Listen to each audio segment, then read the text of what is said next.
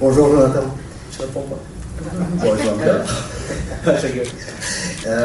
tout simplement, je voulais savoir un petit peu comment, depuis cette victoire contre Lens, comment vous vous êtes projeté, mis dans votre bulle en mode Coupe d'Europe, la compétition qui vous réussit le mieux cette saison, cette Ligue Europa. Comment vous appréhendez cette demi-finale face à l'Atalanta Bergame? Eh ben, on a tout simplement discuté entre nous et on sait l'importance de la Coupe d'Europe. La bascule se fait dans le psychologique forcément, parce que c'est des matchs couperés où il va falloir être ultra efficace dans les deux surfaces. Et voilà, on sait à quoi s'attendre. On l'a déjà vécu avec Benfica. On sait que ça va être un match ultra déterminant ce jeudi-là et il va falloir répondre présent. Donc voilà, on sait que psychologiquement, vraiment, c'est là où il va falloir être ultra attentif. Bruno.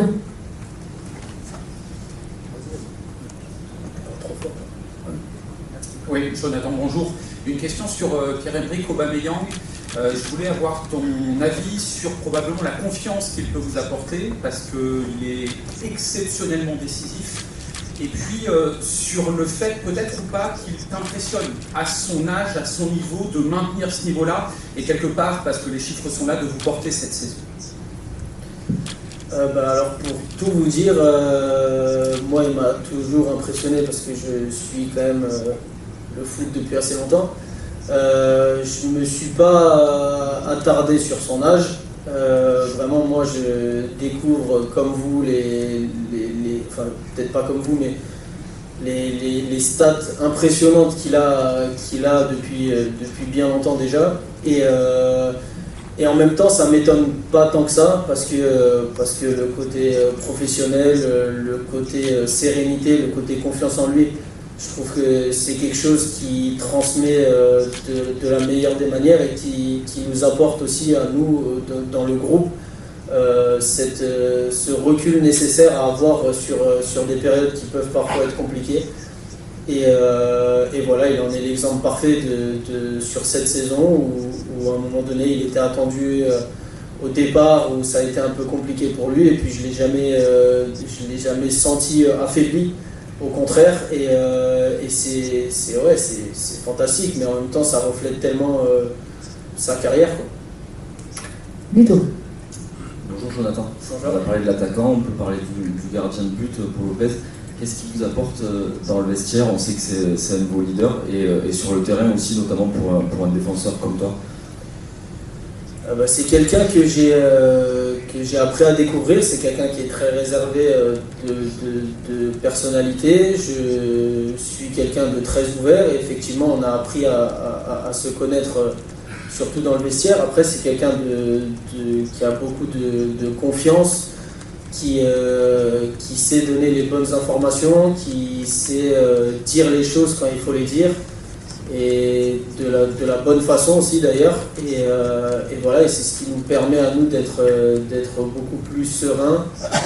Et voilà, et je pense que sa personnalité reflète aussi ses dernières bonnes performances, où voilà, il a su rebondir à des moments décisifs. Et c'est ce qui nous apporte justement cette sérénité. Jean-Claude. Bonjour. Bonjour. Il y a un joueur que vous connaissez bien à l'Atalanta, c'est Kolasinac. Est-ce que tu as suivi toi ses performances cette saison, et plus globalement, qu'est-ce qu'il vous a apporté l'an dernier, et quel homme et quel joueur que tu as découvert en le côtoyant pendant une saison?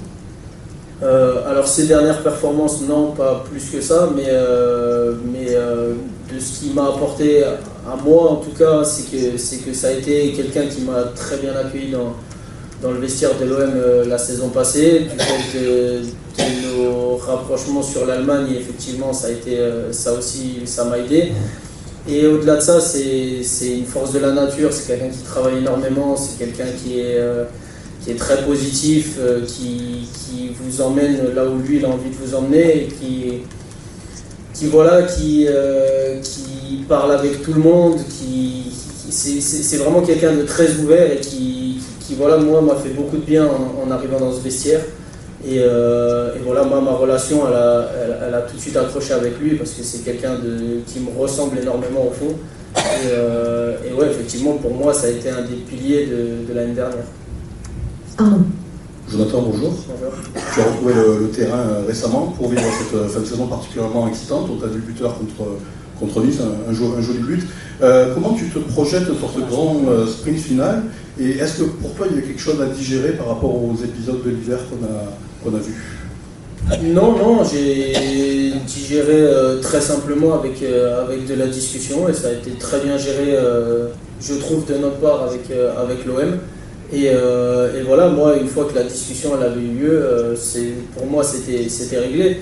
Le sprint final, j'ai été déçu de ne pas le commencer bien avant déjà, de par ma blessure. Voilà aussi pourquoi je paraissais extrêmement inquiet au départ, parce que je veux faire partie de l'aventure à 200% et qu'effectivement, quand moi, on m'enlève du terrain, c'est une partie de moi qui est déçu forcément et c'est pourquoi j'ai mis beaucoup de choses en œuvre en tout cas pour revenir le mieux possible et le plus vite possible et pour être à 300% avec les mecs parce que malgré tout c'est grâce à eux que demain soir je vais vivre une demi-finale de Coupe d'Europe et c'est le premier mot que je leur ai dit après le quart de finale. J'ai juste dit merci à tous parce que j'ai été impuissant et au final ils m'ont rendu possible quelque chose que je n'imaginais pas au départ. Donc voilà, c'est aussi simple que ça. Flo. Jonathan, tu parlais là pour le coup de ton cas personnel suite à la question. Est-ce que collectivement, dans une saison qui a été aussi compliquée, ça vous a rendu plus fort et peut-être avec encore plus les crocs de vous dire les gars, après tout ce qu'on a vécu, demi-finale de Coupe d'Europe, c'est extraordinaire, donc soyons à bloc. Est-ce qu'il y a un peu ce sentiment-là en interne? Il y a surtout le sentiment d'avoir construit un réel groupe d'hommes et de franchise, d'humilité à l'intérieur de ce vestiaire. On est capable de se dire les choses, on est capable de discuter entre nous, il n'y a aucun boudeur, il n'y a aucun râleur, il y en a, voilà. Mais je veux dire, au-delà de ça, on a une honnêteté, une franchise envers nous-mêmes qui nous a permis aujourd'hui d'en arriver là. Et c'est cette force du vestiaire qui aujourd'hui nous permet de nous regarder tous droit dans les yeux et d'être fiers déjà du parcours qu'on a fait, mais d'avoir encore plus les pros sur la suite. Bonjour Jonathan. Bonjour. Depuis quelques semaines, on voit un Olympique de Marseille vraiment plus conquérant, il y a plus de jeux, on voit que ça, voilà, vous courez partout malgré la fatigue aujourd'hui, avec 2 matchs. Comment vous vous sentez physiquement? On se sent comme on doit se sentir, on oublie les choses, on oublie la fatigue quand il faut l'oublier parce que si on se plaint, forcément psychologiquement on n'est déjà pas à 200%. Et voilà, on sait que les matchs s'enchaînent, les corps fatiguent, mais au moment du coup d'envoi, tout ça c'est oublié parce que à partir du moment où vous êtes sur le terrain, c'est pour donner le maximum et c'est sur cet aspect-là qu'on joue et au final on se rend compte aussi que malgré la fatigue qu'on peut ressentir à l'instant T, on se rend compte qu'on est capable de faire bien plus que ce qu'on pensait, donc c'est ça qui est positif et c'est ce qui nous tire vers le haut. Stan. Oui, bonjour Jonathan. Bonjour.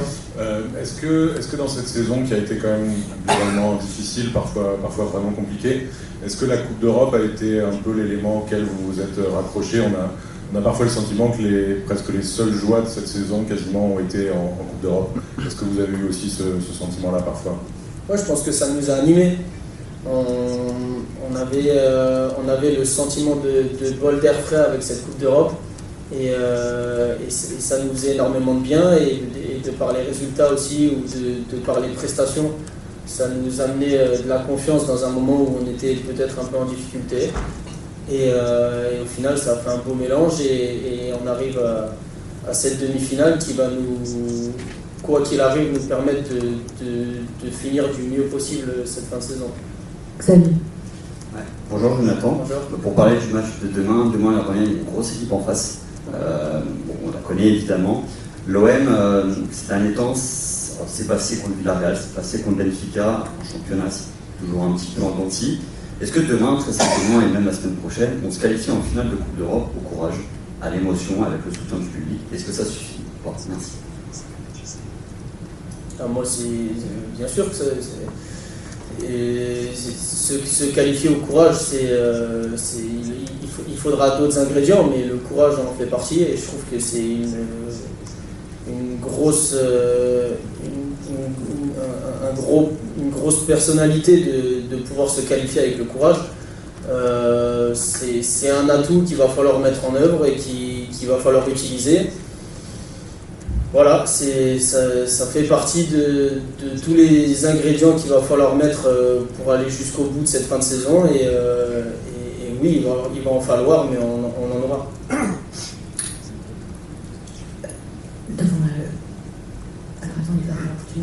Bonjour, Giorgio Dusi di Bergamo News, Italian. English is fine for me. English is fine. Ça? Vous parlez français? Français? Non. Ok. Vas-y. Ok. Hai molti compagni di squadra che hanno giocato nel campionato italiano.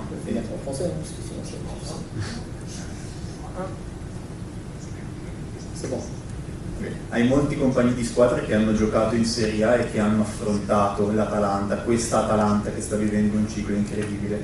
Ti chiedo se ne avete parlato nello spogliatoio con i tuoi compagni ex Roma, Inter, insomma, cosa ti hanno detto dell'Atalanta e che idea ti sei fatto tu guardando l'Atalanta. Grazie.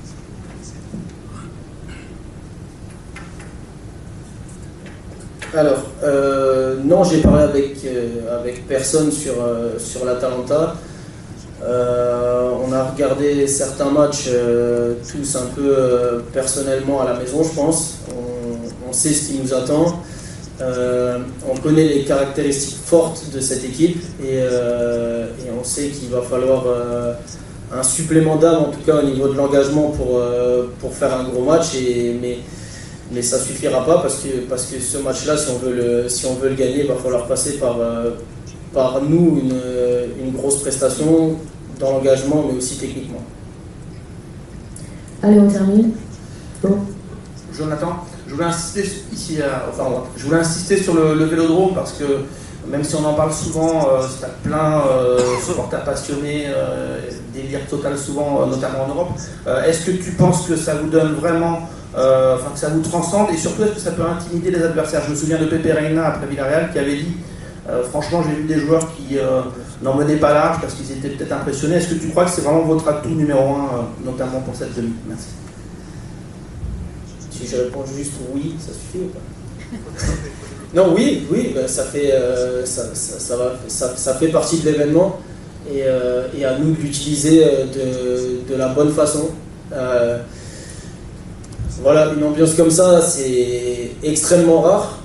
Et on a la chance de l'avoir toutes les 2 semaines à peu près, et à nous, à eux de nous pousser et à nous d'utiliser cette force justement parce que oui, comme vous l'avez dit, ça peut impressionner et ça peut perturber l'adversaire et à nous d'utiliser ces 10%